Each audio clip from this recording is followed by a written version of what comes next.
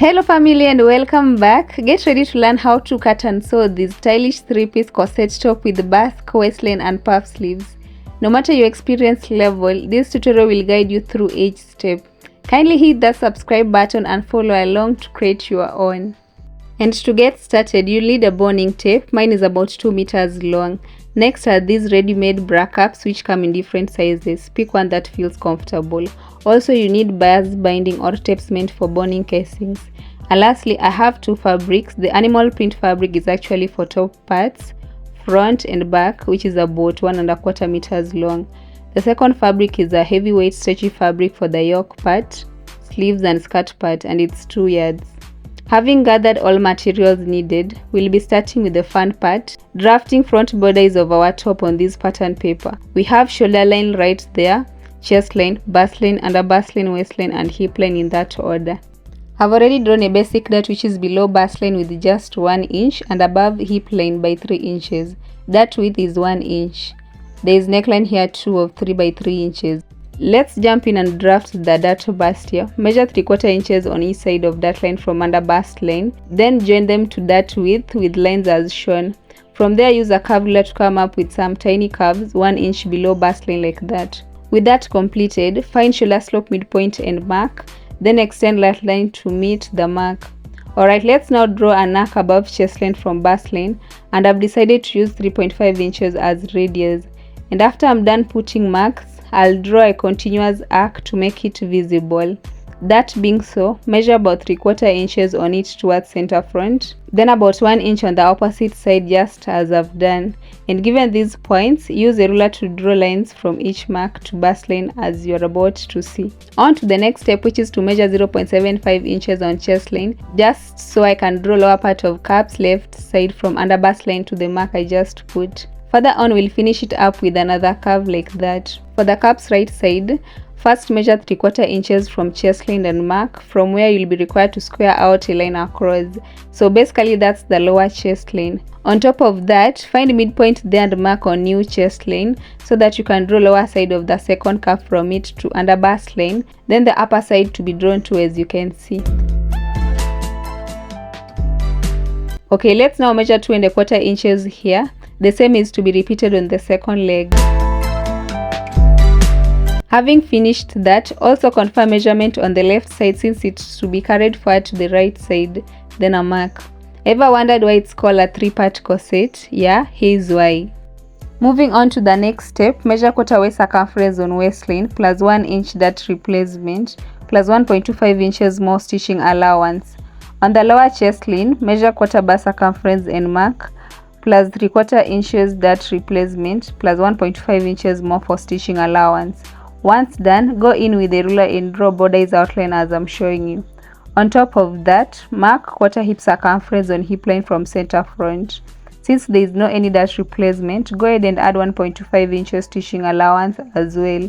Given these points, use a hip curve ruler to draw an outline like that. Now on the skirt's outline, measure 2.5 inches from waistline, then 7 inches on center front from waistline still, from where you'll draw a tiny line. After that, measure 3/4 inches on the drawn line from center front, after which use these 2 points to come up with Basque waistline.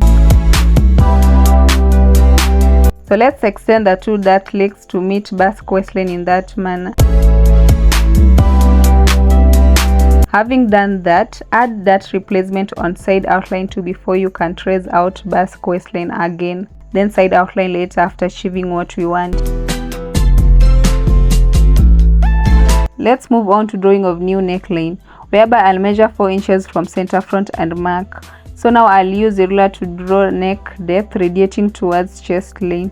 That's not all, cause you need to also add 1.25 inches on the yoke's chest line. And with that, go ahead and finish up yoke part as you're about to see.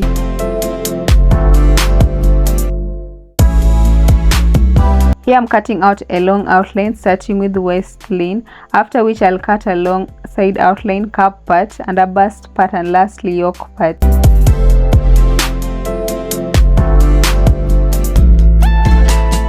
I forgot to label cap parts. Take note that these arrows indicate how they'll be stitched back. Then we have center front right there and side front here too. Having labeled, I'll proceed and cut each along center lines. Now I'm going to join the two pieces like that to form a single piece using a masking tape before cutting yoke part as well.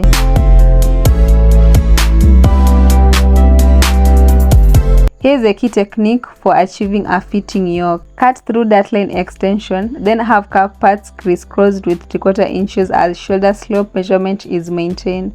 And with this, cuff part will fit well on it, leaving no allowance on side. Next, we'll be focusing on drafting back borders on this other pattern paper, with all horizontal lines drawn from shoulder line to hip line. Also take note that this time we have 1 by 3 inches neckline and a basic dart drawn on it as well. First step being measuring 2.5 inches for new waistline from the original one. Then you will be required to square out a line across. Again, mark quarter-bar circumference on chest line from center back. After doing so, use a curve ruler to draw armhole curve as shown above. So guys, you can decide to use chest line as your top edge or adjust it to what matches your style. I felt like it was going to expose backside a lot, so I'm going to adjust the length higher with 1.5 inches from chest line on the armhole side, whereas at the center back I'll only use 1 inch, so that by the time I draw new top edge it's going to slant towards center back. Pay close attention as I do that manipulation. Here we go guys. Let's now extend neckline a bit since we need to replace the dart having snatched some inches. This has to be done to avoid any shortages, which as a result has led to new armhole curve. On top of that, let's mark quarter waist circumference on waistline plus 1 inch dart replacement plus 1.25 inches more stitching allowance. And having replaced that allowance here, I'm only going to add 1.25 inches stitching allowance, after which I'll go in with a ruler to draw side outline like that. Okay, let's also mark quarter hip circumference on hip line plus 1.25 inches stitching allowance. Then draw skirt outline in that manner using a hip curve ruler. That is not the final outline since we need to also replace that replacement on the side too, hence final outline drawn. Next up, we'll be creating an allowance for lacing, which is why I'll measure 1.5 inches from center back twice like that, just so I can draw a vertical line along from top to bottom. Now we'll be focusing on increasing neck width by 1/2 inch so as to draw neckline from it to new center line. Also, we'll finish up yoke part as well. Here I'm cutting out along the outline starting with waistline. The rest will follow.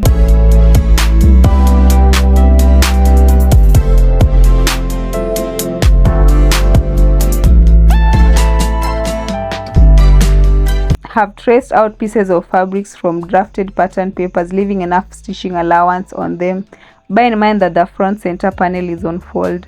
Next are back pieces with enough allowances, and lastly are yoke parts front and back. To begin stitching, we'll start by removing pins used, and with me is fronts, middle and side panels, which are to be stitched back, right sides facing each other with 0.5 inches both sides. Same will apply to lining pieces. This is me showing you practically how to stitch side panels to middle piece. Then we'll demonstrate how cup pieces are stitched to a single unit too. Put right sides together and stitch them with about 0.5 inches. After doing so, also stitch the third piece with 0.5 inches right sides put together as well. Also me stitching back pieces together with 0.5 inches from top to bottom. It's time to work on yoke pieces. This is front yoke, but the same you're only required to stitch along necklines. Once done, just stop stitch on the facing side to allow easy folding even without ironing. After taking my time and ironing, here is what we've got. All the seam allowances ironed flat for yoke and back pieces. Alright, let's move on to top stitching bias binding across the hemlines of the cup pieces, but you have to start with vertical hemline first. With that in mind, I'll show you how to create boning casings. First, find the front center line and notch at the top and bottom, after which draw a vertical line along center line, and that's the main reason we notched first. The second set of casings will lie on the two hemlines.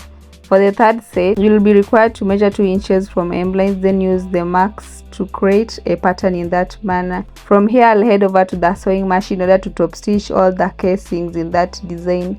See what we've got after stitching as I explained. Boning casings are in place. This is where bra caps come in. They are quite big, so I'll be forced to trim off excess later. First step of attaching bra caps involves pinning down all round as I'm showing you.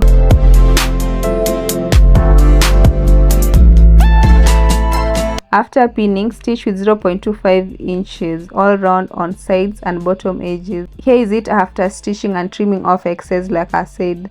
Next up, we'll bring forth under bust piece in order to pin down cap pieces on it as you're about to see.